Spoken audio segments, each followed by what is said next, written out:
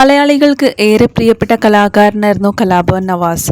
Comedy സ്കിറ്റുകളിലൂടെയും television പരിപാടികളിലൂടെയും സിനിമകളിലൂടെയും പരിചിതനായ താരത്തിന്റെ വിയോഗം വലിയ ഞെട്ടലോടെയാണ് പ്രേക്ഷകർ ഒന്നടങ്കം കേട്ടത്.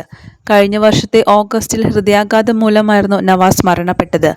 നവാസ് അവസാനമായി അഭിനയിച്ച പ്രകമ്പനം എന്ന ചിത്രം അടുത്തിടെ തിയേറ്ററുകളിൽ എത്തിയിരുന്നു.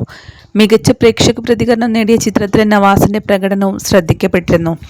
ഇപ്പോഴിതാ കലാഭവൻ നവാസിനെക്കുറിച്ചും കുടുംബത്തെക്കുറിച്ചും സഹോദരൻ നിയാസ് ബക്കർ പറഞ്ഞ വാക്കുകളാണ് ഇപ്പോൾ ശ്രദ്ധേയമാകുന്നത്. നവാസിന്റെ മരണശേഷം ആരെയും ആശ്രയിച്ച് ജീവിക്കാനല്ല രഹനയും കുട്ടികളും ആഗ്രഹിക്കുന്നത് എന്നാണ് നിയാസ് പറയുന്നത്.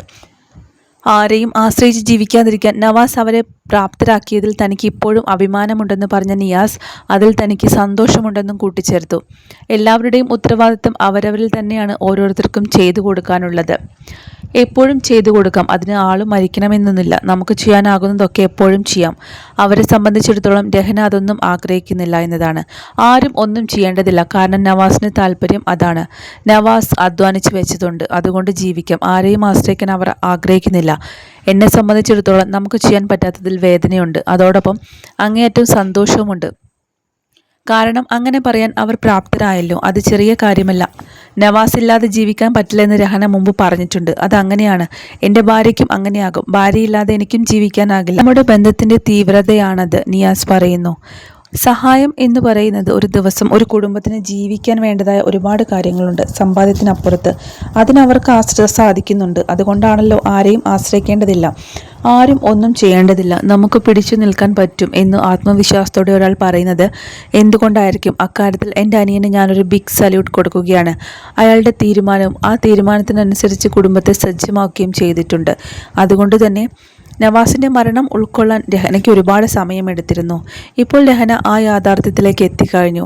ഇനി തൻ്റെ മക്കൾക്ക് വേണ്ടിയിട്ട് തന്നെ ഒരു പുതിയ ജീവിതമാണ് ജീവിക്കാൻ പോകുന്നത്. കാരണം ഇതുവരെ എല്ലാം നവാസായിരുന്നു കാര്യങ്ങൾ നോക്കിക്കൊണ്ടിരുന്നത്. ഇനി മുതൽ രഹന ഒറ്റയ്ക്കാണ് ആ കുടുംബത്തെ താങ്ങി നിർത്താൻ പോകുന്നത്. രഹനയുടെ ഈ തീരുമാനത്തോട് ഞങ്ങളുടെ കുടുംബത്തിലെ എല്ലാവരും തന്നെ വലിയ അഭിമാനം തന്നെയാണ് ഉള്ളതെന്നും നിയാസ് പറയുന്നുണ്ട്. എൻ്റെ അനിയന് ഞാനൊരു ബിഗ് സല്യൂട്ട് കൊടുക്കുകയാണ്. നവാസാണ് ഇത്തരത്തിൽ രഹനയെയും മക്കളെയും ഇങ്ങനെ ബോൾഡാക്കി മാറ്റിയത്. ആ തീരുമാനത്തിനനുസരിച്ച് കുടുംബത്തെ സജ്ജമാക്കുകയും ചെയ്തിട്ടുണ്ട്. അവൻ അത്യാവശ്യം നല്ല രീതിയിൽ സമ്പാദിച്ചിട്ടുണ്ട്. 4-5 കോടിയുടെ അസറ്റ് അവനുണ്ട്. കുഴപ്പമൊന്നുമില്ല. രഹന ആരെയും ആശ്രയിക്കാൻ ആഗ്രഹിക്കുന്നുമില്ല, നിയാസ് കൂട്ടിച്ചേർത്തു. ഇനിയിപ്പോൾ രഹനയ്ക്ക് അറിയാവുന്ന ഒരു തൊഴിലുണ്ട്. കുറച്ചു കഴിഞ്ഞാൽ ചിലപ്പോൾ രഹന ആ ജോലിക്ക് പോകാനും സാധ്യതയുണ്ട്. അങ്ങനെയെല്ലാം പറഞ്ഞുകൊണ്ടാണ് നിയാസ് തൻ്റെ വാക്കുകൾ അവസാനിപ്പിച്ചത്. രഹനയ്ക്ക് അറിയാവുന്ന ഒരു തൊഴിലും കയ്യിലുണ്ട്. അങ്ങനെയാണെങ്കിൽ രഹനയ്ക്ക് ആ ഒരു മേഖലയിലേക്ക് വരികയും ചെയ്യാം. എല്ലാത്തിനും സപ്പോർട്ടായി ഞങ്ങളുടെ കുടുംബവും ഒപ്പം തന്നെ ഉണ്ടെന്നാണ് നിയാസ് പറയുന്നത്.